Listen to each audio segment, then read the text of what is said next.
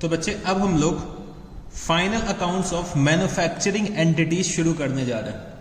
तो final accounts of manufacturing entities बच्चे हम लोगों को 1 घंटे से ज्यादा नहीं लगना चाहिए, क्योंकि बच्चे इसमें कुछ खास नहीं है, कुछ बस बातें मेरे को आपको बतानी है और 1-2 क्वेश्चंस आपको प्रैक्टिस कराना है।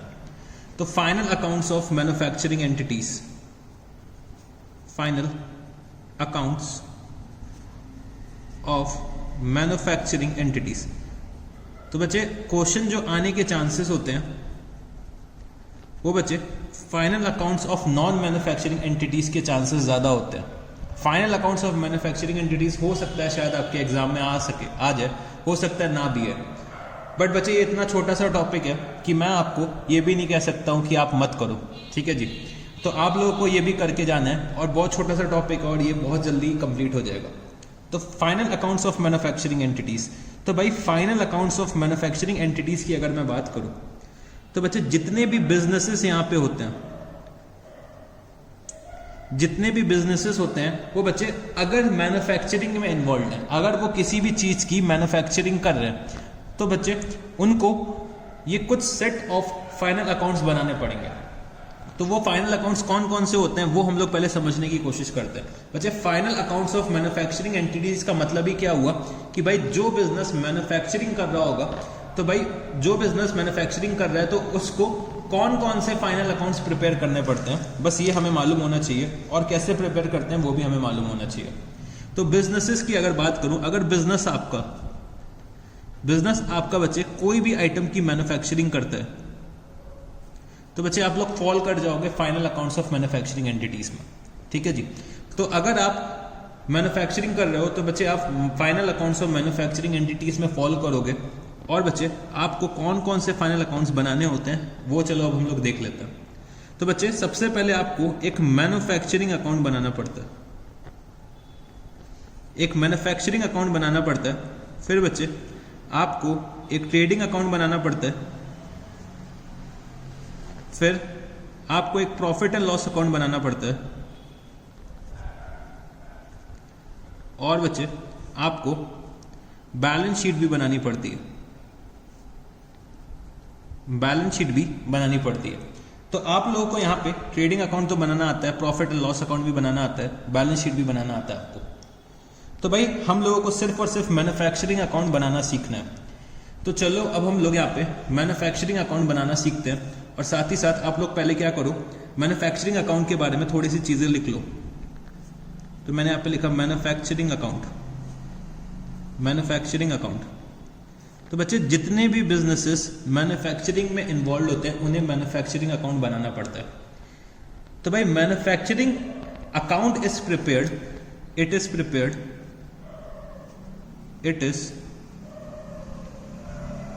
by business enterprise, it is prepared by business enterprise that are engaged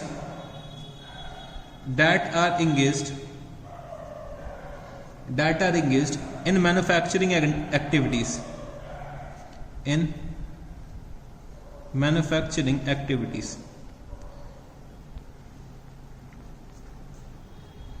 तो बच्चे हम लोग मैन्युफैक्चरिंग अकाउंट के through cost of goods manufacture निकालने की कोशिश करते हैं। जब कभी भी हम लोग ट्रेडिंग अकाउंट बनाते थे तो हम लोग बच्चे क्या निकालते थे, ग्रॉस प्रॉफिट निकालते थे, प्रॉफिट एंड लॉस अकाउंट में हम लोग नेट प्रॉफिट निकालते थे। बट बच्चे हम लोग मैन्युफैक्चरिंग अकाउंट में हम लोग क्या निकालने की कोशिश करेंगे, कॉस्ट ऑफ गुड्स मैन्युफैक्चर्ड। तो बच्चे जितने भी गुड्स मेरे यहाँ मैन्युफैक्चर हो रहे हैं हमारी फैक्ट्री में, तो बच्चे मेरे को उसकी कॉस्ट निकालनी है। तो कॉस्ट निकालने के लिए हम लोग क्या करते हैं, मैन्युफैक्चरिंग अकाउंट प्रिपेयर करते हैं।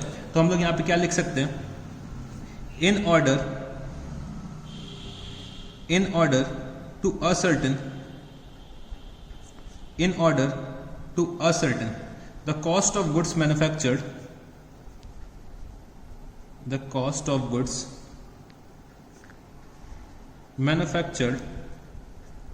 in order to ascertain cost of goods manufactured, the manufacturing account is prepared. The manufacturing account is prepared. the manufacturing account is prepared. In order to ascertain the cost of goods manufactured, the manufacturing account is prepared. तो बच्चे जब कभी भी हम लोग manufacturing account बनाएंगे तो हमें क्या असर्टेन करना होता है, कॉस्ट ऑफ गुड्स मैन्युफैक्चर्ड. तो कॉस्ट ऑफ गुड्स मैन्युफैक्चर्ड निकालने के लिए मेरे को डायरेक्ट एक्सपेंसेस भी कंसिडर करने पड़ते हैं, इनडायरेक्ट एक्सपेंसेस भी कंसिडर करने पड़ते हैं, जो भी हमारे मैन्युफैक्चरिंग के प्रोसेस से रिलेटेड है. तो जितने भी मेरे डायरेक्ट एक्सपेंसेस होंगे या फिर मेरे इनडायरेक्ट एक्सपेंसेस होंगे जो रिलेट किससे करेंगे, मैन्युफैक्चरिंग से, वो बच्चे मेरे को यहाँ पे मैन्युफैक्चरिंग अकाउंट में रिकॉर्ड करने पड़ेंगे. तो चलो ये भी हम लोग लिख लेते हैं.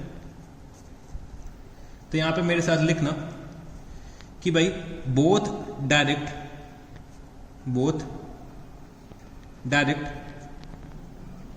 and indirect expenses, both direct and indirect expenses relating to the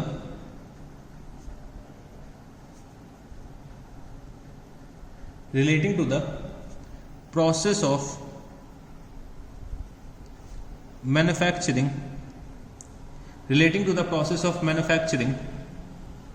are recorded.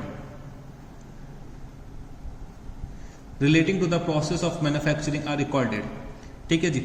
तो भाई जितने भी डायरेक्ट और इनडायरेक्ट एक्सपेंसेस होंगे मैन्युफैक्चरिंग से रिलेटेड वो मेरे को यहाँ पे अपने मैन्युफैक्चरिंग अकाउंट में रिकॉर्ड करने पड़ेंगे. ठीक है जी. फिर बच्चे जो हमारा कॉस्ट ऑफ गुड्स मैन्युफैक्चर्ड होगा वो हमें कहाँ पे ट्रांसफर करना होता है, अपने ट्रेडिंग अकाउंट में. तो ट्रेडिंग अकाउंट में हम लोगों ने जो भी goods during the year produce करें वो ट्रांसफर करेंगे और ट्रेडिंग अकाउंट में बच्चे हम लोग उन गुड्स का सेल दिखाएंगे और क्लोजिंग स्टॉक दिखा देंगे. तो उन गुड्स का अगर जब सेल दिखाएंगे तो सेल में से कॉस्ट ऑफ गुड्स मैन्युफैक्चर्ड जब हम लोग लेस करते हैं तो बच्चे हमारा क्या आता है, ग्रॉस प्रॉफिट आता है. तो मेरे को यहाँ पे cost of goods manufactured transfer कहाँ पे करना पड़ेगा, अपने ट्रेडिंग अकाउंट में ट्रांसफर करना पड़ेगा. तो हम लोग यहाँ पे क्या लिख सकते हैं, manufacturing account is close bye manufacturing account is closed by manufacturing account is closed by transferring its balance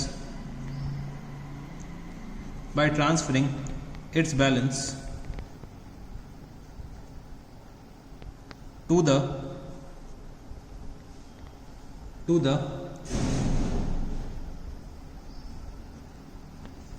trading account.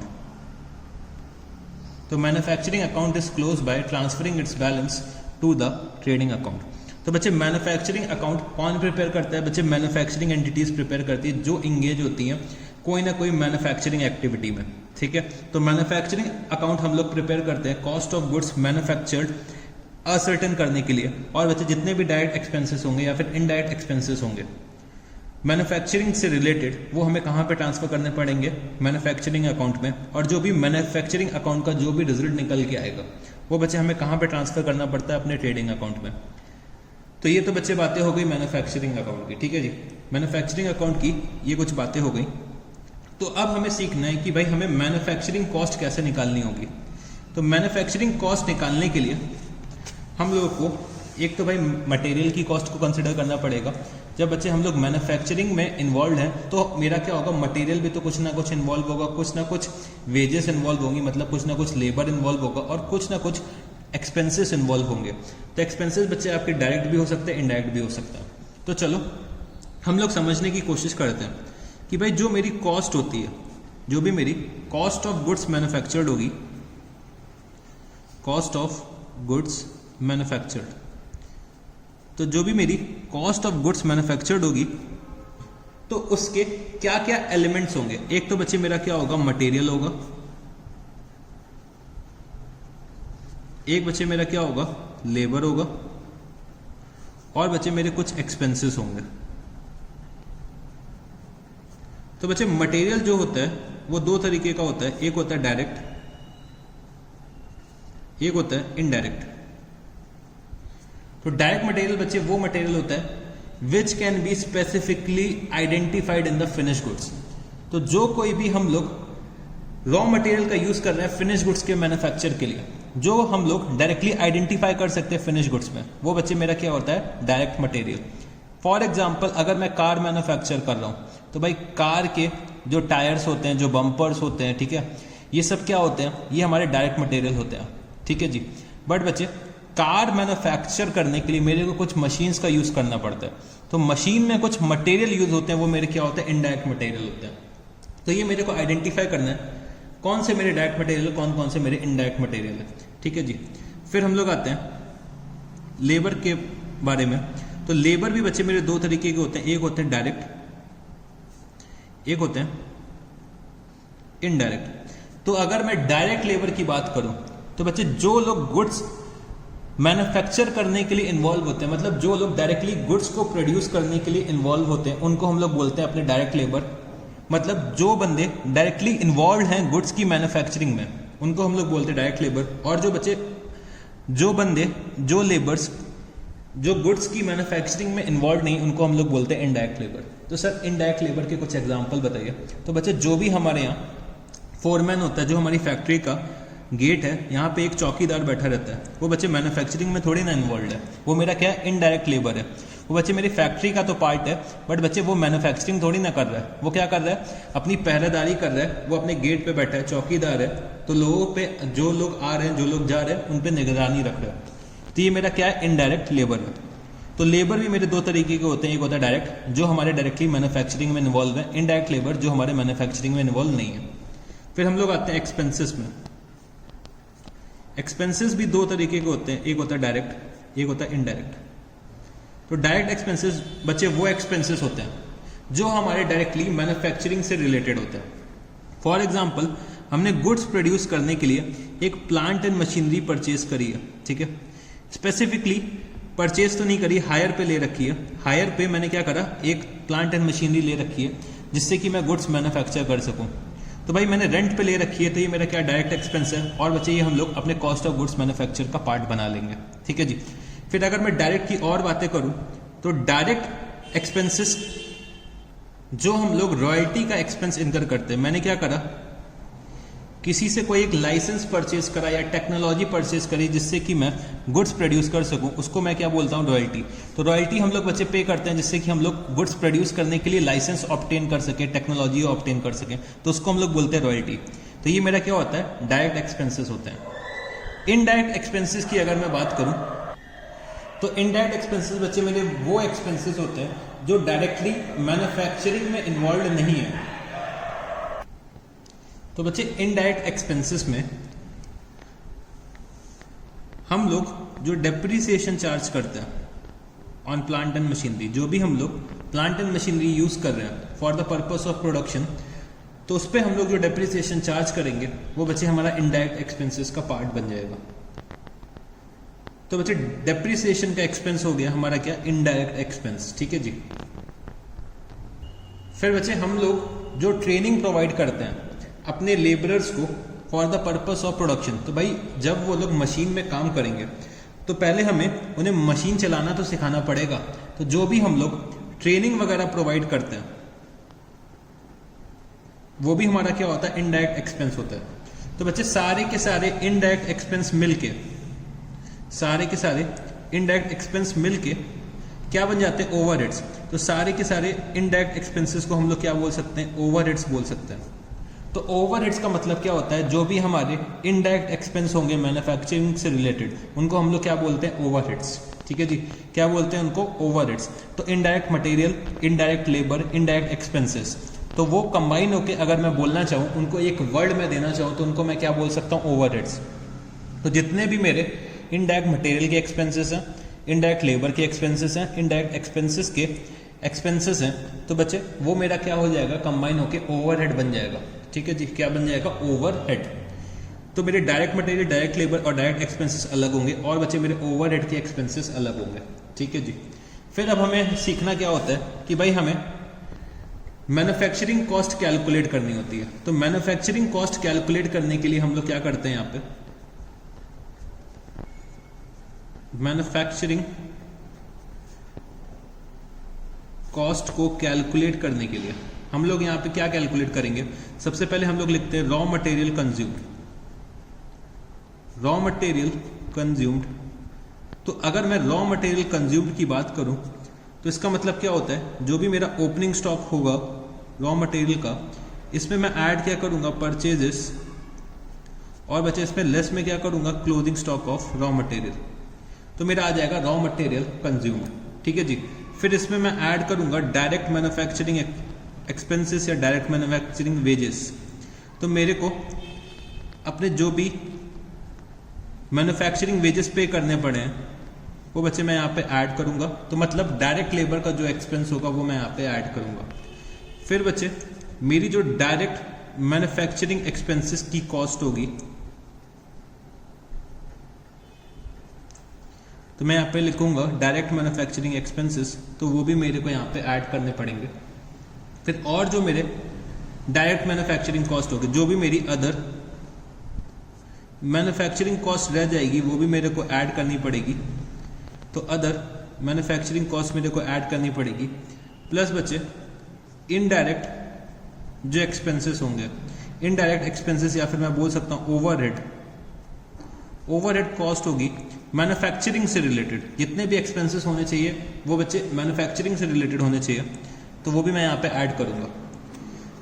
तो यहाँ पे मेरा क्या आ जाएगा, टोटल मैन्युफैक्चरिंग कॉस्ट आ जाएगा। टोटल मैन्युफैक्चरिंग कॉस्ट मेरा यहाँ पे निकल के आएगा। यहाँ पे क्या आ जाएगा मेरा, टोटल मैन्युफैक्चरिंग कॉस्ट। ठीक है जी। तो चलो अब हम लोग देखते हैं कि भाई मैन्युफैक्चरिंग अकाउंट जो हमें बनाना होता है उसका फॉर्मेट क्या होता है। पहले हम लोग फॉर्मेट समझ लेते हैं, फिर बच्चे हम लोग क्या करेंगे, इसके क्वेश्चन सॉल्व करने की कोशिश करते हैं।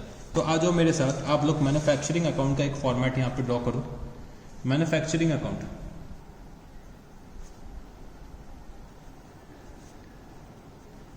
मैन्युफैक्चरिंग अकाउंट, तो मैंने यहाँ पे लिखा पर्टिकुलर्स, यूनिट्स और amount. Particulars, units and amount. Particulars, units और अमाउंट, पर्टिकुलर्स, यूनिट्स और अमाउंट। तो फटाफट से आप लोग कॉलम्स ड्रॉ करिए, फिर मैं आपको एक एक आइटम बताते हुए चलता हूं। तो चलो बच्चे स्टार्ट करते हैं। तो जितने भी मेरे मैन्युफैक्चरिंग से रिलेटेड एक्सपेंसेस होंगे वो मैं यहाँ पे क्या कर दूंगा, डेबिट कर दूंगा। तो चलो मैंने सबसे पहले क्या लिखा, टू रॉ मटेरियल कंज्यूम्ड। तो बच्चे मैन्युफैक्चरिंग के लिए मेरे को रॉ मटेरियल चाहिए जिससे कि मैं उसे फिनिश गुड्स में कन्वर्ट कर सकूं। तो जो मेरा मटेरियल का एक्सपेंस होता है बच्चे, वो हमारा मोस्ट इंपॉर्टेंट एक्सपेंस होता है in case of a manufacturing entity. तो मैंने यहाँ पे क्या लिखा, to raw material consumed, to raw material consumed. तो वो हम लोग कैसे निकालेंगे, यहाँ पे लिखेंगे ओपनिंग इन्वेंट्री, ओपनिंग इन्वेंट्री। इसमें मैं ऐड क्या करूंगा, purchases, opening inventory plus purchases, और इसमें से मैं लेस क्या कर दूंगा, क्लोजिंग इन्वेंट्री। तो मेरा आ जाएगा रॉ मटेरियल कंज्यूम्ड। तो मैंने यहाँ पे लिखा opening inventory plus purchases minus closing inventory. तो मेरा यहाँ पे क्या आ जाएगा, मेरा आ जाएगा रॉ मटेरियल कंज्यूम्ड। ठीक है जी। और मैं एक्सपेंस यहाँ पे लिख दूंगा।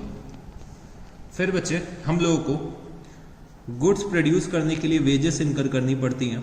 तो मैंने यहाँ पे लिखा to direct wages, to direct wages. फिर बच्चे कुछ डायरेक्ट एक्सपेंसेस इनकर करने पड़ते हैं। तो टू डायरेक्ट एक्सपेंसेस। तो डायरेक्ट एक्सपेंसेस जैसे मैंने आपको बताया था, hire of plant and machinery, या फिर रॉयल्टी का अगर एक्सपेंस हम लोग पे कर रहे हैं तो वो भी मेरा क्या है, डायरेक्ट एक्सपेंस है।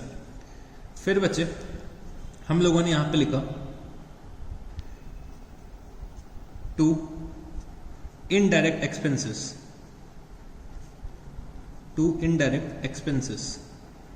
तो इनडायरेक्ट एक्सपेंसेस की अगर मैं बात करता हूं तो जैसे रिपेयर्स एंड मेंटेनेंस का खर्चा हो गया,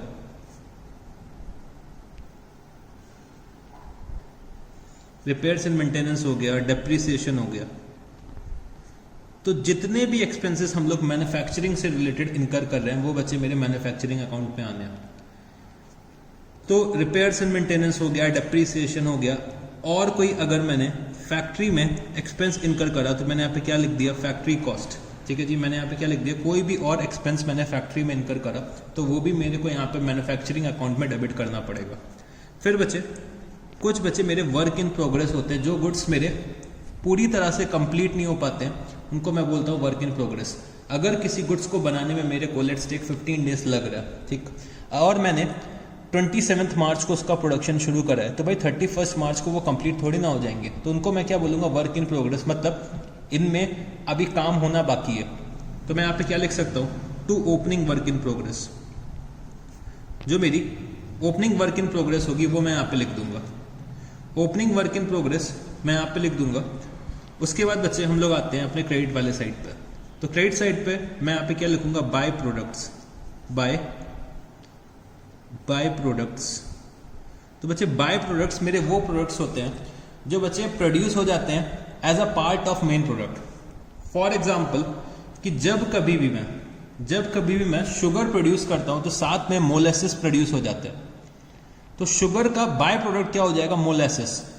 तो भाई जब कभी भी मैं मेन प्रोडक्ट प्रोड्यूस करूंगा तो हो सकता है उसके साथ एक बाय प्रोडक्ट प्रोड्यूस हो जाए, तो उसको हम लोग बोलते हैं बाय प्रोडक्ट। मतलब उसके साथ अगर एक और प्रोडक्ट प्रोड्यूस होता है, एक तो होता है बच्चे कि भाई हम लोग मेन प्रोडक्ट प्रोड्यूस कर रहे हैं और उसके साथ अगर कोई और प्रोडक्ट भी प्रोड्यूस हो जाता है तो उसको हम लोग बोल देते हैं बाय प्रोडक्ट। तो बाय प्रोडक्ट हमें किस पे दिखाना होता है, नेट रियलाइजेबल वैल्यू पे दिखाना होता है।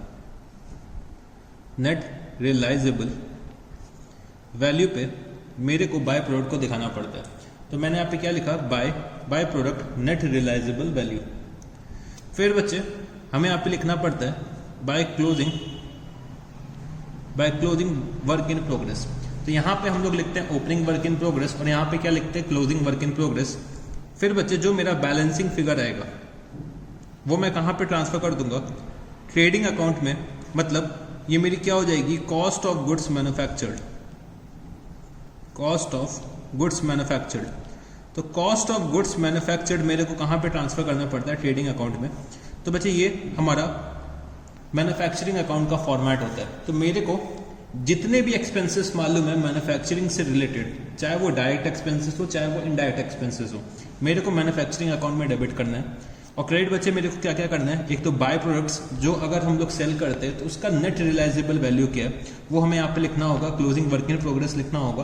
और जो भी बैलेंसिंग फिगर आएगा, मतलब डेबिट के टोटल में से अगर मैं क्रेडिट का टोटल लेस करता हूँ तो जो भी बैलेंसिंग फिगर आएगा वो बच्चे हम लोग ट्रेडिंग अकाउंट में ट्रांसफर कर देंगे, ट्रेडिंग अकाउंट में ट्रांसफर कर देंगे as a cost of goods manufactured. तो ये बच्चे हमारा मैन्युफैक्चरिंग अकाउंट का फॉर्मेट होता है। तो बच्चे आप लोग आ जाइए क्वेश्चन नंबर 1 पे। क्या दे रखा हुआ है, 1 lakh units were produced in a factory, per unit material cost was ₹10 and per unit labour cost was ₹5। That apart it was agreed to pay royalty at ₹3 per unit to the Japanese collaborator who supplied technology. Required क्या है, calculate manufacturing cost. तो मेरे को यहाँ पे manufacturing cost calculate करनी है। तो चलो फटाफट से हम लोग मैन्युफैक्चरिंग कॉस्ट कैलकुलेट करते हैं। तो मैंने यहाँ पे लिखा क्वेश्चन नंबर 1।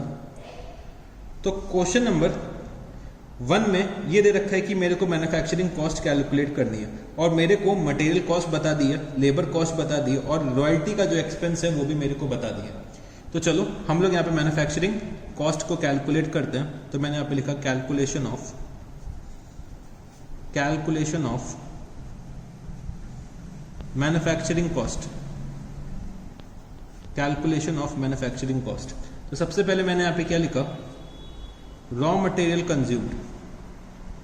तो यहाँ पे मेरे को ना ही ओपनिंग इन्वेंट्री बताइए ना ही क्लोजिंग इन्वेंट्री बताइए, तो डायरेक्टली जो भी परचेजेस होगा वो बच्चे मैं क्या बोल दूंगा, रॉ मटेरियल कंज्यूम्ड। तो रॉ मटेरियल कंज्यूम्ड मेरा यहाँ पे कितना निकल के आएगा, 1 लाख यूनिट्स। तो 1 लाख यूनिट्स हैं बच्चे मेरे पास और उसकी कॉस्ट कितनी है, 10 रुपीज़। तो रॉ मटेरियल कंज्यूम्ड की कॉस्ट कितनी आ जाएगी, 10 lakh rupees. 10 lakh rupees raw material consumed की कॉस्ट आ जाएगी। फिर दे रखा है लेबर कॉस्ट। तो मैंने यहाँ पे लिखा डायरेक्ट वेजेस। तो 1 लाख यूनिट्स मैंने प्रोड्यूस करे और बचे लेबर कॉस्ट है 5 पर यूनिट। तो ये कितना हो जाएगा, 5 लाख रुपीज़। फिर दे रखा हुआ है रॉयल्टी। तो रॉयल्टी बच्चे मेरा क्या हो गया, डायरेक्ट एक्सपेंस हो गया। तो मैंने यहाँ पे लिखा डायरेक्ट एक्सपेंस रॉयल्टी कितना, 1 लाख यूनिट्स पे मैंने 3 रुपीज़ पर यूनिट की रॉयल्टी पे करी है। तो ये कितना हो जाएगा, 3 लाख रुपीज़। तो टोटल कितना हो जाएगा ये, 18 लाख रुपीज़। तो मैन्युफैक्चरिंग कॉस्ट मेरी यहाँ पे कितनी आ जाएगी 18 लाख रुपीस। तो मैंने यहाँ पे लिखा मैन्युफैक्चरिंग कॉस्ट, तो मैन्युफैक्चरिंग कॉस्ट मेरी कितनी निकल के आई 18 लाख रुपीस। तो यहाँ पे बच्चे हम लोगों ने क्वेश्चन नंबर 1 कंप्लीट कर लिया। तो अब हम लोग चलते हैं क्वेश्चन नंबर 3 पे। तो क्या दे रखा हुआ है, mister Pankaj runs a factory who produces motor spares of export quality. The following details were obtained about his manufacturing expenses for the year ended on 31 March 2016। तो मेरे को वर्क इन प्रोग्रेस दे रखा हुआ है opening ₹3,90,000, closing ₹5,07,000, raw material purchases दे रखा है ₹12,10,000, opening दे रखा है ₹3,02,000। फिर बच्चे क्लोजिंग मेरे को दे रखा है ₹3,10,000, रिटर्न मेरे को दे रखा है ₹18,000, इनडायरेक्ट मटेरियल मेरे को दे रखा है ₹16,000, वेजेस मेरे को डायरेक्ट दे रखी है ₹2,10,000, इनडायरेक्ट वेजेस मेरे को दे रखी है ₹48,000, royalty on production ₹1,30,000।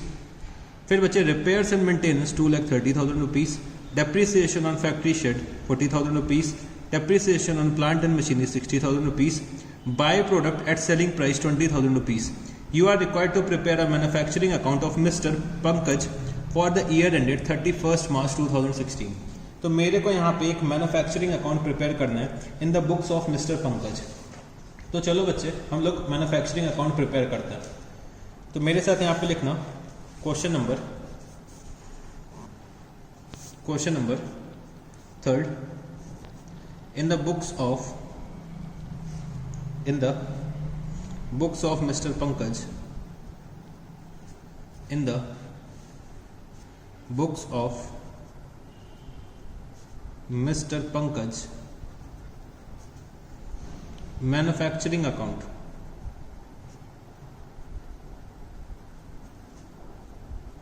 Manufacturing account. तो चलो फटाफट से हम लोग फॉर्मेट ड्रॉ करते हैं, फिर स्टार्ट करते हैं। तो यहाँ पे बच्चे यूनिट्स की बात नहीं हो रही है, तो हम लोग यूनिट्स का कॉलम नहीं ड्रॉ करेंगे। तो चलो स्टार्ट करते हैं। तो सबसे पहले मैंने यहाँ पे क्या लिखा, टू ओपनिंग WIP, ठीक है जी। टू ओपनिंग WIP मेरे को दे रखी है ₹3,90,000, वो मैंने यहाँ पे लिख दी। To opening WIP ₹3,90,000। फिर बच्चे यहाँ पे मैंने क्लोजिंग WIP लिख दी, तो बाय क्लोजिंग WIP। तो बच्चे WIP का काम खत्म कर देते हैं हम लोग। तो मैंने ओपनिंग भी लिख दिया और मैंने क्लोजिंग भी लिख दिया। तो ओपनिंग WIP भी मैंने लिख दिया, क्लोजिंग WIP भी मैंने यहाँ पे लिख दिया। फिर बच्चे रॉ मटेरियल कंज्यूम्ड हम लोग अब कैलकुलेट कर लेते हैं। तो मैंने यहाँ पे लिखा to raw material consumed, to raw material consumed. तो रॉ मटेरियल कंज्यूम्ड के लिए मेरे को दे रखा है एक तो ओपनिंग स्टॉक। ओपनिंग स्टॉक बच्चे मेरे को दे रखा हुआ है ₹3,02,000। फिर बच्चे परचेजेस मेरे को दे रखी है, इसमें मैंने क्या ऐड करा, परचेजेस। तो परचेजेस का अमाउंट दे रखा हुआ है ₹12,10,000।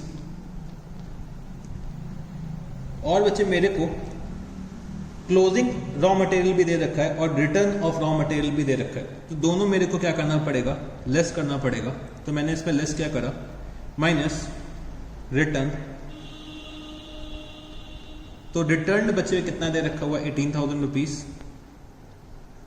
और मेरे को क्लोजिंग स्टॉक जो दे रखा हुआ है रॉ मटेरियल का, वो दे रखा हुआ है ₹3,10,000। तो मेरा रॉ मटेरियल कंज्यूम यहाँ पे कितना निकल के आएगा, तो 3,02,000 प्लस 12,10,000 माइनस 18,000 माइनस 3,10,000। तो ये आ जाएगा 11,84,000। 11,84,000। तो ये मेरा क्या आ गया, रॉ मटेरियल कंज्यूम्ड। फिर बच्चे मेरे को वेजेस के बारे में दे रखा है, तो मैंने यहाँ पे क्या लिखा, to direct wages. To direct wages. तो डायरेक्ट वेजेस का अमाउंट मेरे को दे रखा हुआ है ₹2,10,000, तो वो भी मैंने यहाँ पे लिख दिया। फिर बच्चे मेरे को डायरेक्ट एक्सपेंसेस के बारे में ये दे रखा है कि by royalty on production. Royalty on production मेरे को पता है मेरा डायरेक्ट एक्सपेंस है, तो इन लोगों ने ये लिख रखा है कि भाई डायरेक्ट एक्सपेंसेस, और साथ ही साथ इन लोगों ने लिख रखा है रिपेयर्स एंड मेंटेनेंस, डेप्रिसिएशन। तो बच्चे मेरे को ये पता है कि ये मेरे डायरेक्ट एक्सपेंसेस नहीं होते हैं, ये मेरे कौन से एक्सपेंसेस होते हैं, इनडायरेक्ट एक्सपेंसेस होते हैं। बट बच्चे इन लोगों ने लिख रखा है कि ये डायरेक्ट एक्सपेंसेस हैं हमारे, बट एक्चुअली में ये हमारे कौन से एक्सपेंसेस हैं, ये हमारे इनडायरेक्ट एक्सपेंसेस हैं। तो ये बच्चे हमारे इनडायरेक्ट एक्सपेंसेस हैं, तो इसको हम अपने डायरेक्ट एक्सपेंसेस का पार्ट तो नहीं बना सकते। तो मैंने यहाँ पे क्या लिखा, to direct expenses, royalty on production, royalty on production. तो रॉयल्टी ऑन प्रोडक्शन मेरे को दे रखा हुआ है 1,30,000 रुपीज, 1,30,000 रुपीज। तो रॉयल्टी ऑन प्रोडक्शन भी मैंने यहाँ पे लिख दिया। अब जितने भी बचे मेरे एक्सपेंसेस रह गए वो बचे मेरे इनडायरेक्ट एक्सपेंसेस हैं। तो मैंने यहाँ पे लिखा टू मैन्युफैक्चरिंग ओवरहेड्स। तो मैन्युफैक्चरिंग के जो भी इनडायरेक्ट एक्सपेंसेस हैं वो मेरे को यहाँ पे लिखने हैं। तो टू मैन्युफैक्चरिंग ओवरहेड। तो मेरे को मैन्युफैक्चरिंग ओवरहेड्स क्या क्या दे रखे हुए हैं, तो सबसे पहले मेरे को एक इनडायरेक्ट मटेरियल दे रखा हुआ है 16,000 रुपीज का, वो मैंने यहाँ पे लिखा इनडायरेक्ट मटेरियल 16,000 रुपीज। फिर मेरे को दे रखा हुआ है repairs and maintenance, repairs and maintenance. तो ये मेरे को दे रखा है 2,30,000 रुपीज। फिर दे रखा है बच्चे depreciation on factory shade, depreciation on factory shade. तो डेप्रीसिएशन ऑन फैक्ट्री शेड कितना होता है, 40,000 रुपीज दे रखा है, तो वो भी मैंने यहाँ पे लिख दिया। और बच्चे depreciation on plant and machinery, तो depreciation on plant and machinery. तो depreciation on plant and machinery मेरे को दे रखा है 60,000 रुपीज, तो वो भी मैंने यहाँ पे लिख दिया। ठीक है जी। तो मैंने अपने सारे के सारे direct as well as indirect expenses यहाँ पे लिख दिए हैं। अब मेरे को यहाँ पे क्या क्या लिखना है, तो यहाँ पे मैंने सबसे पहले लिखा बाय प्रोडक्ट्स। तो बाय प्रोडक्ट्स का सेलिंग प्राइस मेरे को दे रखा हुआ है 20,000 रुपीज, तो वो भी मैंने यहाँ पे लिख दिया। 20,000 रुपीज का मेरे को बाय प्रोडक्ट्स का सेलिंग प्राइस दे रखा है, तो वो मैंने यहाँ पे लिख दिया। और बच्चे जो भी मेरा यहाँ पे अब बैलेंसिंग फिगर निकल के आएगा वो मेरे को कहाँ पे ट्रांसफर करना होता है, वो मेरे को ट्रेडिंग अकाउंट में ट्रांसफर करना होता है। तो मैंने यहाँ पे लिखा by trading account cost of goods manufactured, cost of goods manufactured. तो मैंने क्या करा, अपने डेबिट साइड का टोटल करा और उसमें से मैंने 5,07,000 और 20,000 रुपीज लेस करा। तो चलो पहले हम लोग डेबिट का टोटल करते हैं। तो डेबिट का टोटल कितना आएगा, फटाफट से आप लोग मेरे को कैलकुलेट करके बताइए। तो बच्चे यहाँ पे मैंने इनडायरेक्ट वेजेस के बारे में नहीं लिखा है, तो इनडायरेक्ट वेजेस भी आप लोग लिख लीजिए 48,000 रुपीज। ठीक है, इनडायरेक्ट वेजेस में लिखना भूल गया था। तो इनडायरेक्ट मटेरियल के बाद आप लोग लिख लीजिए इनडायरेक्ट वेजेस 48,000 रुपीज। तो अगर मैं टोटल करता हूँ डेबिट साइड का, तो ये कितना हो जाएगा 23,08,000 रुपीज, 23,08,000 रुपीज। तो ये मेरा डेबिट का टोटल आ गया। इसमें से अगर मैं लेस करता हूँ 5,27,000 रुपीज, तो ये आ जाएगा 17,81,000 रुपीज, 17,81,000 रुपीज। तो भाई हम लोगों ने जो गुड्स मैन्युफैक्चर करें उसकी कॉस्ट कितनी निकल के आ रही है, 17,81,000 रुपीज। तो मैंने यहाँ पे लिखा 23,08,000 रुपीज। ठीक है जी। तो ये बच्चे हमारा मैन्युफैक्चरिंग अकाउंट बन के तैयार हो चुका है। तो यहाँ पे हम लोगों ने क्वेश्चन नंबर 3 भी कंप्लीट करा है। तो बच्चे हम लोगों ने क्या करा, सबसे पहले हम लोगों ने ओपनिंग WIP लिखा, फिर रॉ मटेरियल कंज्यूम्ड कैलकुलेट करा, फिर हम लोगों ने अपने डायरेक्ट एक्सपेंसेस में मतलब डायरेक्ट वेजेस लिखे, डायरेक्ट एक्सपेंसेस लिखे, फिर हम लोगों ने इनडायरेक्ट एक्सपेंसेस आइडेंटिफाई करेंगे कि भाई कौन कौन से इनडायरेक्ट एक्सपेंसेस मेरे को मैन्युफैक्चरिंग से रिलेटेड दे रखे हुए हैं। तो मैंने यहाँ पे लिस्ट करा indirect material, indirect wages, repairs on plant and machinery, और बचे डेप्रिसिएशन ऑन फैक्ट्री शेड और depreciation on plant and machinery. फिर बचे हम लोगों ने क्रेडिट साइड पे क्लोजिंग WIP बाय प्रोडक्ट्स के बारे में लिखा और जो भी मेरा रिमेनिंग बैलेंस बचेगा। जो भी मेरा बैलेंसिंग फिगर निकल के आएगा वो मेरा क्या हो जाएगा, ट्रेडिंग अकाउंट में बच्चे हम लोग उसको ट्रांसफर कर देंगे as a cost of goods manufactured. मैं उसको ट्रेडिंग अकाउंट में ट्रांसफर कर दूंगा as a cost of goods manufactured. तो क्वेश्चन नंबर 3 हम लोगों ने यहाँ पे कंप्लीट कर लिया है। तो अब हम लोग चलो चलते हैं क्वेश्चन नंबर 4 पे। तो क्वेश्चन नंबर 4 में मेरे को क्या दे रखा हुआ है, following are the manufacturing account, creditors account, trading account provided by miss Shivi related to 2016-17। There are certain figures missing from this accounts. तो मेरे को क्या क्या दे रखा है, रॉ मटेरियल अकाउंट। तो रॉ मटेरियल अकाउंट का ओपनिंग स्टॉक दे रखा हुआ है और बच्चे क्रेडिटर्स का कुछ बैलेंस नहीं दे रखा, मटेरियल कंज्यूम का भी कुछ बैलेंस नहीं दे रखा, क्लोथिंग स्टॉक का भी कुछ बैलेंस नहीं दे रखा है। तो ये सब मेरे को क्या करना है, ये सब मेरे को कैलकुलेट करना है यहाँ पे। फिर मेरे को यहाँ पे एक क्रेडिटर्स का अकाउंट दे रखा है। तो क्रेडिटर्स के अकाउंट में बच्चे मेरे को 2 बैंक लिखा है, ओपनिंग बैलेंस दे रखा है, क्लोजिंग बैलेंस दे रखा है। तो बच्चे यहाँ पे जो मेरा बैलेंसिंग फिगर निकल के आएगा वो क्या होगा बच्चे, वो हो जाएगा क्रेडिट परचेस। तो क्रेडिट परचेस तो हम लोग यहाँ से निकाल लेंगे। फिर दे रखा है मैन्युफैक्चरिंग अकाउंट। तो मैन्युफैक्चरिंग अकाउंट अगर आप लोग देखते हो तो मेरे को रॉ मटेरियल कंज्यूम की वैल्यू नहीं दे रखी है, बट मेरे को वेजेस के बारे में बता रखा है, डेप्रिसिएशन के बारे में बता रखा है, डायरेक्ट एक्सपेंसेस के बारे में बता रखा है, और कितने गुड्स हमने मैन्युफैक्चर करे उनकी कॉस्ट क्या थी वो भी मेरे को बता रखा है। और कुछ हम लोगों को एडिशनल इन्फॉर्मेशन भी प्रोवाइड करी गई है। तो क्या दे रखा है, purchase of machinery worth ₹10 lakh has been omitted.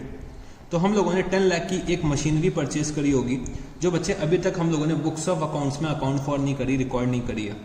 तो machinery are chargeable at a depreciation rate of 10%। तो मेरे को मशीनरी पे 10% डेप्रिसिएशन चार्ज करना है। Wages include the following, paid to factory workers ₹3 lakh, paid to labour at office ₹50,000। फिर मेरे को दे रखा है direct expenses include the following.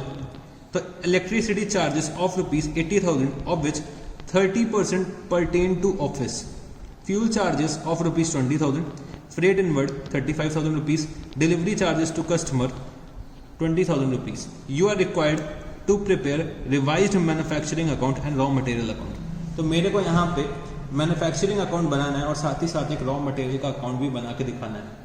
अब बच्चे हम लोगों ने ये चीज़ें सीखी थी कि भाई मैन्युफैक्चरिंग अकाउंट में वही एक्सपेंसेस आएंगे जो मैन्युफैक्चरिंग से रिलेटेड है, चाहे वो मेरे डायरेक्ट एक्सपेंसेस हो चाहे वो मेरे इनडायरेक्ट एक्सपेंसेस हो। तो यहाँ पे वेजेस में बच्चे ₹50,000 शामिल है जो हम लोगों ने ऑफिस के लेबर को पे करा, तो वो मेरा मैन्युफैक्चरिंग अकाउंट में नहीं आ सकता, तो इसको मेरे को क्या करना पड़ेगा, लेस करना पड़ेगा। फिर बच्चे इलेक्ट्रिसिटी चार्जेस में 30% परटेन टू ऑफिस, मतलब 30% एक्सपेंस मेरा ऑफिस से रिलेटेड है, तो वो भी मेरे को यहाँ पे लेस करना पड़ेगा। फ्यूल चार्जेस बच्चे फैक्ट्री से रिलेटेड होते हैं। फ्रेट इनवर्ड भी बच्चे मेरा क्या होता है, डायरेक्ट एक्सपेंस होता है, मैन्युफैक्चरिंग से रिलेटेड, मतलब परचेज से रिलेटेड। फिर डिलीवरी चार्जेस बच्चे मेरा सेल से रिलेटेड होता है, ये मैन्युफैक्चरिंग से रिलेटेड नहीं होता, तो ये भी मेरे को लेस करना पड़ेगा। तो ये सब आइटम्स का मेरे को एडजस्टमेंट करना पड़ेगा और मेरे को यहाँ पे मैन्युफैक्चरिंग अकाउंट बनाना है और साथ ही साथ रॉ मटेरियल अकाउंट बनाना है। तो चलो शुरू करते हैं हम लोग इस क्वेश्चन को। तो क्वेश्चन नंबर 4 मेरे को एक रॉ मटेरियल अकाउंट बनाना है, रॉ मटेरियल अकाउंट, और साथ ही साथ एक मेरे को मैन्युफैक्चरिंग अकाउंट बनाना है, manufacturing account, raw material account and manufacturing account. और जो बाकी बातें हम लोग करेंगे वो हम लोग कहाँ पे करेंगे, हम लोग बाकी बातें अपने वर्किंग नोट्स पे करेंगे। तो चलो शुरू करते हैं। तो मेरे को रॉ मटेरियल अकाउंट के बारे में कुछ इंफॉर्मेशन दे रखी है। मेरे को ये बता रखा है कि ओपनिंग स्टॉक रॉ मटेरियल का कितना है, तो मैंने यहाँ पे लिखा 2 ओपनिंग स्टॉक। तो ओपनिंग स्टॉक मैंने यहाँ पे लिखा ₹1 लाख। रॉ मटेरियल मैंने कितना कंज्यूम करा है या फिर मैंने क्रेडिटर से कितना परचेज कर रखा है, ये अभी तक मेरे को बताया नहीं है, तो यहाँ पे मैंने कुछ नहीं लिखा। फिर बच्चे हम लोगों ने रॉ मटेरियल कंज्यूम कितना कर रखा है ये भी मेरे को नहीं बताया, तो मैंने यहाँ पे अभी ऐसे ब्लैंक छोड़ दिया। फिर बच्चे क्लोथिंग स्टॉक है,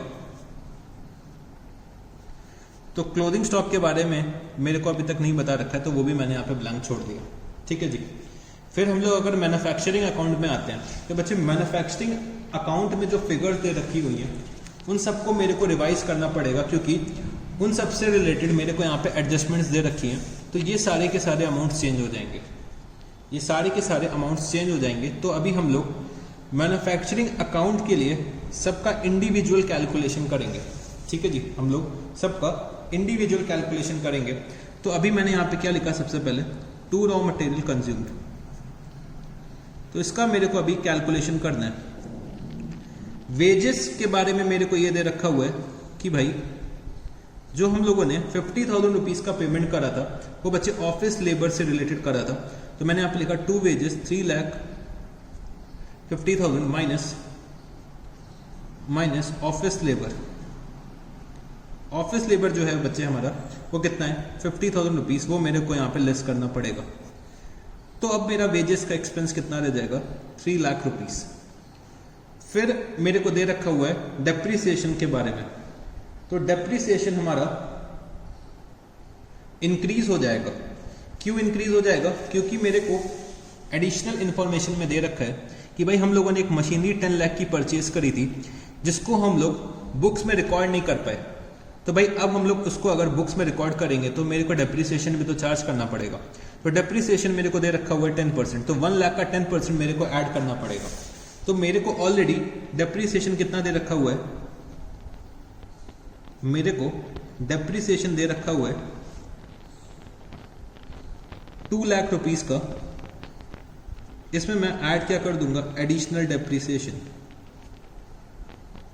एडिशनल डेप्रीसिएशन। तो 10 लाख का 10% अगर मैं निकालता हूं तो ये कितना आ जाएगा 1 लाख रुपीस। तो टोटल डेप्रीसिएशन कितना हो गया 3 लाख रुपीस। फिर बचे डायरेक्ट एक्सपेंसेस। तो डायरेक्ट एक्सपेंसेस में भी मेरे को कुछ एडजस्टमेंट्स दे रखी हैं। तो मैंने यहां पे लिखा to direct expenses, to direct expenses. तो डायरेक्ट एक्सपेंसेस का अमाउंट मेरे को दे रखा है 2,44,000 रुपीज। तो बच्चे इसमें ये दे रखा हुआ है कि electricity charges of rupees 80,000 of which 30% pertain to office. तो भाई मैंने यहाँ पे लेस क्या करा, इलेक्ट्रिसिटी रिलेटेड टू ऑफिस। तो भाई हम लोग मैन्युफैक्चरिंग अकाउंट में वही एक्सपेंसेस लिख सकते हैं जो हमारे मैन्युफैक्चरिंग से रिलेटेड है। मैन्युफैक्चरिंग एक्टिविटीज से रिलेटेड जो भी एक्सपेंसेस होंगे वो बच्चे हमारे मैन्युफैक्चरिंग अकाउंट में आएंगे। तो इलेक्ट्रिसिटी रिलेटिंग टू ऑफिस, तो 80,000 का 30%, ये कितना आ जाएगा 24,000 रुपीज मेरे को यहाँ पे लेस करना पड़ेगा। फिर बच्चे मेरे को यहाँ पे लेस करना पड़ेगा डिलीवरी चार्जेस टू कस्टमर। तो डिलीवरी चार्जेस बच्चे सेल से रिलेटेड होते हैं, तो वो भी मेरे को यहाँ पे लेस करने पड़ेंगे। तो मैंने लेस कितना करा, डिलीवरी चार्जेस 20,000 रुपीज। तो मेरे नेट डायरेक्ट एक्सपेंसेस अब कितने हो जाएंगे 2 लाख रुपीज के डायरेक्ट एक्सपेंसेस यहाँ पे हो जाएंगे। तो मैंने यहाँ पे डायरेक्ट एक्सपेंसेस कितने लिखे 2 लाख रुपीज। तो मैंने यहाँ पे वेजेस के बारे में लिख लिया, डेप्रिसिएशन के बारे में लिख लिया, डायरेक्ट एक्सपेंसेस के बारे में लिख लिया। तो बच्चे जब हमारी वेजेस चेंज हो जाएंगी, डेप्रिसिएशन चेंज हो जाएगा, डायरेक्ट एक्सपेंसेस चेंज हो जाएंगे, तो भाई यहाँ पे जो हम लोगों ने ट्रेडिंग अकाउंट में cost of goods manufacture transfer करा था वो भी तो चेंज हो जाएगा। अगर हमारा वेजेस का अमाउंट चेंज होता है, डेप्रिसिएशन का अमाउंट चेंज होता है, डायरेक्ट एक्सपेंसेस का अमाउंट चेंज होता है, तो यहाँ पे जो ट्रेडिंग अकाउंट में हम लोग ट्रांसफर करते हैं कॉस्ट ऑफ गुड्स मैन्युफैक्चर, तो वो भी तो चेंज होगी। तो अब मेरे को यहाँ पे कॉस्ट ऑफ गुड्स मैन्युफैक्चर निकालनी है। तो मेरे को ऑलरेडी क्वेश्चन में दे रखा है कि जो हम लोगों ने ट्रांसफर करा था विदाउट एडजस्टमेंट्स 17,94,000 रुपीज मेरे को ऑलरेडी दे रखा है। तो मेरे को वहीं से शुरू करना है और साथ ही साथ एडजस्टमेंट्स को इनकॉर्पोरेट करना है। तो मेरे को पता चल जाएगा कि मेरी कॉस्ट ऑफ गुड्स मैन्युफैक्चर्ड क्या है। तो मैं यहाँ पे आता हूँ वर्किंग नोट पे और इसका कैलकुलेशन करता हूँ। वर्किंग नोट, तो यहाँ पे लिखना नंबर 1 रिवाइज्ड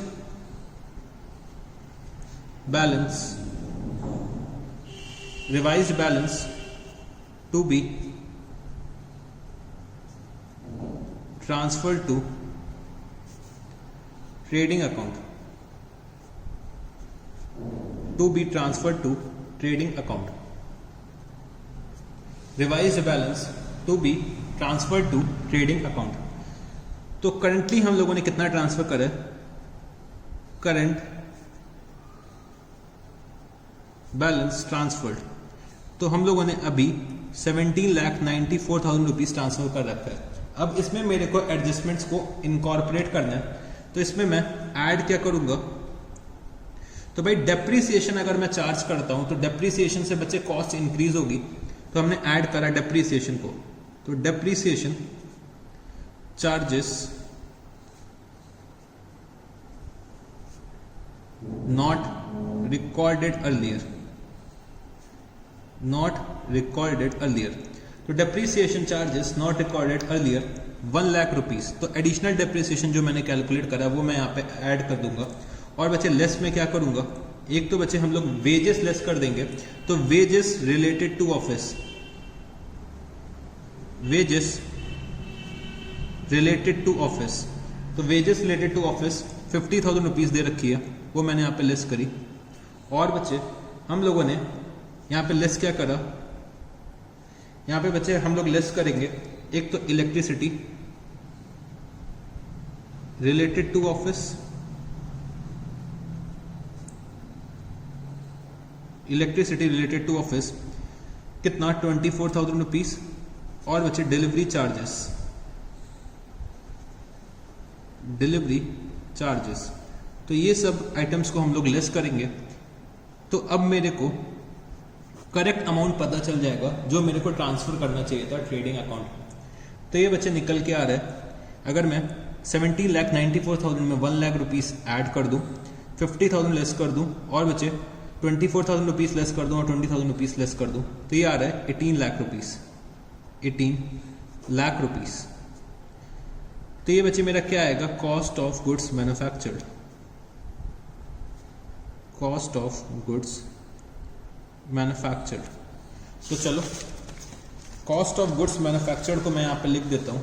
तो मैंने यहाँ पे लिखा by trading account 18 lakh rupees, और मैंने यहाँ पे लिख दिया वर्किंग नोट नंबर 1। तो मैंने ट्रेडिंग अकाउंट में 18 लाख रुपीस से गुड्स ट्रांसफर करे। तो अब बच्चे मेरे को रॉ मटेरियल कंज्यूम्ड का फिगर निकालना है, तो मैं क्रेडिट का टोटल करूंगा और इसमें से मैं डेबिट वाले आइटम्स लेस कर दूंगा, और ये मेरा as a balancing figure calculate कर लूंगा। तो चलो टोटल करते हैं। तो टोटल तो बच्चे 18 लाख रुपीस ही आएगा,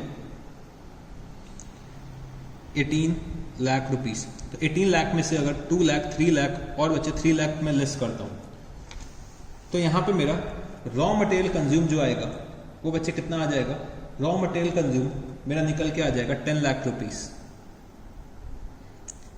10 लाख रुपीस मेरा रॉ मटेरियल कंज्यूम आ गया। तो रॉ मटेरियल कंज्यूम जैसे ही मेरे को पता चला, वो बच्चे हम लोगों ने अपने रॉ मटेरियल के अकाउंट में लिख दिया यहाँ पे 10 लाख रुपीस।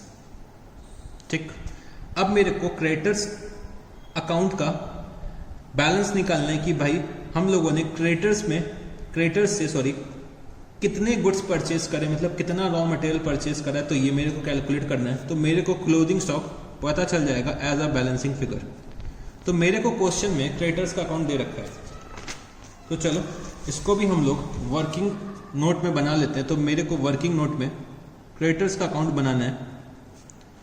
तो क्रेडिटर्स अकाउंट, तो क्रेडिटर्स का ओपनिंग बैलेंस मेरे को दे रखा है, तो मैंने यहां लिखा बाय बैलेंस ब्रॉट डाउन कितना 15 लाख रुपीस,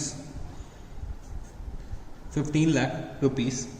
और बच्चे हम लोगों ने क्रेडिटर्स को पेमेंट करी है 22 लाख की, और मैंने यहां पे क्या लिखा, टू बैलेंस कैरीड डाउन। तो ये भी मेरे को दे रखा है 6 लाख रुपीस। तो मेरी यहाँ पे क्रेडिट परचेज कितने की आ जाएगी, तो मैंने यहाँ पे लिखा बाय क्रेडिट परचेज। तो ये हम लोग as a balancing figure calculate करेंगे। तो 22 lakh plus 6 lakh 28 lakh rupees, 28 lakh rupees. तो ये भी मेरा कितना आएगा 28 लाख रुपीस। तो 28 लाख में से अगर मैं 15 लाख लेस कर देता हूँ तो ये कितना आ जाएगा 13 लाख रुपीस की मैंने क्रेडिट परचेज करी है क्रेडिटर से। तो 13 लाख रुपीस बच्चे मेरे को पता चल गया। तो मैं अब आता हूँ यहाँ पे और मैं यहाँ पे क्या लिख देता हूँ 13 लाख रुपीस। और ये हम लोगों ने कहाँ से कैलकुलेट करा है, वर्किंग नोट नंबर 2 से। तो मैंने यहाँ पे लिख दिया वर्किंग नोट नंबर 2। तो 13 लाख प्लस 1 लाख 14 लाख। तो 14 में से अगर 10 मैं माइनस करता हूँ, 14 में से अगर मैं 10 माइनस कर देता हूँ तो मेरा closing stock as a balancing figure 4 lakh rupees का आ जाएगा। तो चलो टोटल भी लिख देते हैं। तो ये कितना हो गया 14 लाख, और बच्चे ये भी 14 लाख। तो हम लोगों ने यहाँ पे क्वेश्चन नंबर 4 भी सॉल्व कर दिया। तो बच्चे क्वेश्चन नंबर 4 को सॉल्व करने के लिए सबसे पहले मेरे को एडजस्टमेंट्स को इनकॉर्पोरेट करना पड़ेगा। फिर बच्चे मेरे को revised cost of goods manufactured निकालना पड़ेगा जो 18 लाख रुपीस आ रहा था। तो रॉ मटेरियल कंज्यूम को मैंने एज अ बैलेंसिंग फिगर निकाला। फिर मेरे को यहाँ पे रॉ मटेरियल अकाउंट बनाना है, तो मेरे को ओपनिंग स्टॉक दे रखा था। रॉ मटेरियल कंज्यूम मैंने मैन्युफैक्चरिंग अकाउंट से निकाला और बच्चे यहाँ पे लिख दिया। क्रेडिटर्स से मैंने कितना क्रेडिट परचेज करा है उसके लिए मैंने एक क्रेडिटर्स का अकाउंट बनाया वर्किंग नोट में। तो बच्चे मेरे को closing stock as a balancing figure मिल गया। तो हम लोगों ने यहाँ पे रॉ मटेरियल का अकाउंट भी प्रिपेयर कर लिया और मैन्युफैक्चरिंग अकाउंट भी प्रिपेयर कर लिया। तो यहाँ पे बच्चे मेरा क्वेश्चन नंबर 4 भी कंप्लीट होता है। तो यही था बच्चे मेरा मैन्युफैक्चरिंग अकाउंट। तो मैन्युफैक्चरिंग अकाउंट की बात करूँ तो बच्चे मेरा मैन्युफैक्चरिंग अकाउंट बस इतना ही था जो मेरे को आपको पढ़ाना था। तो अब आप लोगों को होमवर्क में क्वेश्चन नंबर 2 करना है। तो होमवर्क में क्वेश्चन नंबर 2 आपको करना है और बच्चे क्वेश्चन नंबर 1, 3 और 4 को एक बार आपको खुद से भी करना है। तो बच्चे मैन्युफैक्चरिंग अकाउंट तो इतना ही था। तो मैन्युफैक्चरिंग अकाउंट की बात करूं तो मैन्युफैक्चरिंग अकाउंट बच्चे वो लोग बनाते हैं जो लोग मैन्युफैक्चरिंग के बिजनेस में इंगेज हैं, जो लोग मैन्युफैक्चरिंग एक्टिविटीज में इंगेज हैं वो लोग मैन्युफैक्चरिंग अकाउंट बनाते हैं। तो हम लोग मैन्युफैक्चरिंग अकाउंट के through cost of goods manufacture निकालने की कोशिश करते हैं। और बच्चे हम लोग मैन्युफैक्चरिंग अकाउंट में सारे के सारे डायरेक्ट एक्सपेंसेस और सारे के सारे इनडायरेक्ट एक्सपेंसेस जो भी मैन्युफैक्चरिंग से रिलेटेड है वो हम लोग यहाँ पे मैन्युफैक्चरिंग अकाउंट में लिखते हैं। तो मैन्युफैक्चरिंग अकाउंट के डेबिट साइड में रॉ मटेरियल कंज्यूम्ड आएगा, ओपनिंग WIP आएगा, डायरेक्ट वेजेस आएंगी, डायरेक्ट एक्सपेंसेस आएंगे और indirect expenses related to production या फिर मैन्युफैक्चरिंग आ जाएंगे। और बच्चे क्रेडिट साइड में क्या क्या आएगा? क्रेडिट साइड में by product at net realisable value, closing WIP और बच्चे हम लोग अमाउंट निकाल लेंगे कॉस्ट ऑफ गुड्स मैन्युफैक्चर्ड का जो हमें ट्रेडिंग अकाउंट में ट्रांसफर करना है एज अ बैलेंसिंग फिगर। तो इतना बच्चे हमारा होता था मैन्युफैक्चरिंग अकाउंट की बातें। तो हम लोगों ने ये चीज़ सीखी है कि भाई जितने भी डायरेक्ट एक्सपेंसेस होंगे, मतलब डायरेक्ट मटेरियल का एक्सपेंस, डायरेक्ट वेजेस का एक्सपेंस, डायरेक्ट एक्सपेंसेस का एक्सपेंस, वो मैं पहले दिखाऊंगा, फिर मैं यहाँ पे इनडायरेक्ट एक्सपेंसेस को दिखाऊंगा। ठीक है जी। तो इनडायरेक्ट एक्सपेंसेस जो भी मेरे मैन्युफैक्चरिंग से रिलेटेड होंगे वही मेरे मैन्युफैक्चरिंग अकाउंट में आएंगे। तो बच्चे मेरा मैन्युफैक्चरिंग अकाउंट इतना ही होता था। और फिर हम लोगों को मैन्युफैक्चरिंग अकाउंट बनाने के बाद जैसे कि हम लोग यहाँ पे क्या करते हैं, cost of goods manufacture transfer करते हैं। कहाँ पे ट्रांसफर करते हैं? ट्रेडिंग अकाउंट पे। तो ट्रेडिंग अकाउंट बच्चे जैसे अभी तक हम लोग बनाते हैं वैसे ही मेरे को बनाना है। प्रॉफिट एंड लॉस अकाउंट जैसे मैं बनाता आया हूँ वैसे ही मेरे को बनाना है और बैलेंस शीट भी वैसे ही बनेगी। तो मैन्युफैक्चरिंग अकाउंट बच्चे आपके लिए थोड़ा सा नया था, वो मेरे को आपको पढ़ाना था। तो यहाँ पे हम लोगों ने final accounts of manufacturing entities भी कंप्लीट कर लिए। तो final accounts of manufacturing entities में मेरे को बस एक मैन्युफैक्चरिंग अकाउंट और अलग से बनाना पड़ता है। तो जनरली जो आपके एग्जाम में जो क्वेश्चंस आते हैं वो बच्चे final accounts of non manufacturing entities से रिलेटेड आते हैं। बट अगर final accounts of manufacturing entity का क्वेश्चन आता है तो बच्चे आप लोगों ने मैन्युफैक्चरिंग अकाउंट बनाना सीख लिया है। तो ये अमाउंट हम लोग क्या करते हैं, ट्रांसफर कर देते हैं। कहाँ पे ट्रांसफर करते हैं? अपने ट्रेडिंग अकाउंट में। तो जब कभी भी हम लोग ट्रेडिंग अकाउंट बनाएंगे तो ओपनिंग स्टॉक आ रहा होगा ऑफ फिनिश गुड्स, और हम लोगों ने गुड्स कितने मैन्युफैक्चर करें? 18 लाख रुपीस के। फिर हम लोग लिख देंगे सेल्स और बच्चे हम लोग क्लोजिंग स्टॉक लिख देंगे फिनिश गुड्स का। तो मेरा क्या आ जाएगा? Gross profit. और जैसे कि हम लोग नेट प्रॉफिट निकालते थे तो नेट प्रॉफिट के लिए मैं ग्रॉस प्रॉफिट ट्रांसफर करूंगा, फिर मैं अपने इनडायरेक्ट एक्सपेंसेस को आइडेंटिफाई करूंगा। तो इनडायरेक्ट एक्सपेंसेस और इनडायरेक्ट इनकम्स को आइडेंटिफाई करूंगा। तो भाई इनडायरेक्ट एक्सपेंसेस जितने मैन्युफैक्चरिंग से रिलेटेड होंगे वो बच्चे हम लोग ऑलरेडी मैन्युफैक्चरिंग अकाउंट में लिख चुके होंगे। तो indirect expenses other than manufacturing से रिलेटेड मेरे कहाँ पे आएंगे? प्रॉफिट एंड लॉस अकाउंट में आएंगे। तो वैसे मैं अपना प्रॉफिट एंड लॉस अकाउंट बना लूंगा। और बैलेंस शीट में बच्चे कुछ भी नया नहीं है, balance sheet as it is जैसे हम लोगों ने सीख रखा है वैसे ही हमें बनानी पड़ेगी। तो यहाँ पे बच्चे हम लोगों का फाइनल अकाउंट्स का जो चैप्टर है वो फिनिश हो चुका है। Final accounts of manufacturing entities as well as final accounts of non manufacturing entities. तो यहाँ पे हम लोगों ने दोनों टॉपिक्स फिनिश कर लिए। तो ये जो चैप्टर है बच्चे वो आपके एग्जाम के पॉइंट ऑफ व्यू से बहुत ज़्यादा इंपॉर्टेंट है। तो बहुत अच्छे से रिवाइज करिएगा इस चैप्टर को।